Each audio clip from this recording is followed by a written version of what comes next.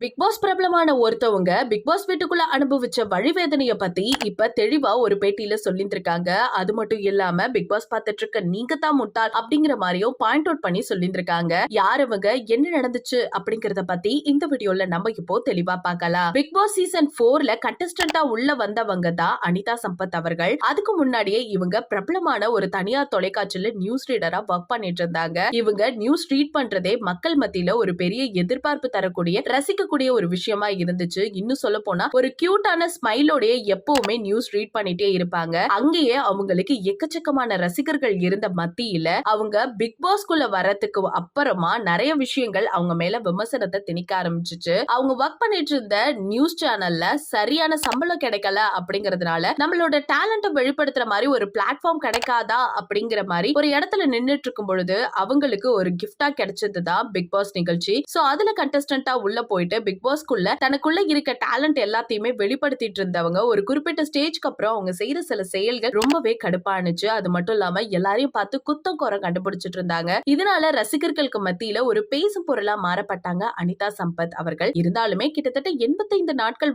Big pass வீட்டுக்குள்ள இருந்தாங்க அனிதா. இந்த நிலையில தான் இப்ப ரீசெண்டா ஒரு யூடியூப் சேனலுக்கு ஒரு இன்டர்வியூ கொடுத்துட்டு இருக்கும் பொழுது 3 வருஷத்துக்கு முன்னாடி அவங்க அனுபவிச்ச வழியை பத்தி ஷேர் பண்ணியிருந்திருக்காங்க. நான் பிக் பாஸ் வீட்டை விட்டு வெளியே வந்த கொஞ்ச நாள்லயே அவங்க அப்பா இறந்து போனது நல்லாவே தெரியும். அப்ப நான் அனுபவிச்ச வழிதான் இப்ப வரைக்கும் என் மனசுக்குள்ள குத்திட்டே இருக்குன்னு சொல்லியிருக்காங்க. அப்படி என்ன நடந்துச்சு அப்படின்னு பார்த்தா பிக் பாஸ் வீட்டுக்குள்ள நீ பேசின பேச்சுக்கு தான் இப்படி உங்க அப்பா இறந்துட்டாரு, அது இவ்ளோ சீக்கிரமா இறந்துட்டாருன்னா நிறைய பேர் கமெண்ட் பண்ணி வந்திருந்தாங்க. எனக்கு அதை பார்க்கும் பொழுது ரொம்பவே கஷ்டமா இருந்துச்சு. அது மட்டும் இல்லாம நான் பிக் பாஸ் வீட்டுக்குள்ள அப்படி நடந்துக்கிறதுக்கு ஒரு சில வழிகள் இருந்தது. சோ அதனாலதான் அப்படி நடந்தேன் அப்படிங்கிற மாதிரி அவங்க பிராங்காவே சொல்லியிருந்திருக்காங்க. உள்ள நிறைய சண்டை போட்டவங்க வெளியே வந்து பாத்தீங்கன்னா கும்பலா இருப்பாங்க. அது மாதிரி உள்ள ஒன்னா ஜோடியா தெரிஞ்சவங்க எல்லாரும் வெளியில வந்துட்டு இருக்கும் பொழுது சண்டை போடுவாங்க. சோ பிக் பாஸ் அப்படிதான் நடந்துட்டு இருக்கு இத்தனை வருஷமா. அதனால பிக் பாஸ் பாக்குற நீங்கள் தான் முட்டாள் அப்படிங்கிற மாதிரி அனிதா அவர்கள் கமெண்டும் போட்டிருந்தாங்க. இது கடுமையா நிறைய இடத்துல பேசப்பட்டு இருந்தது. அது மட்டும் இல்லாம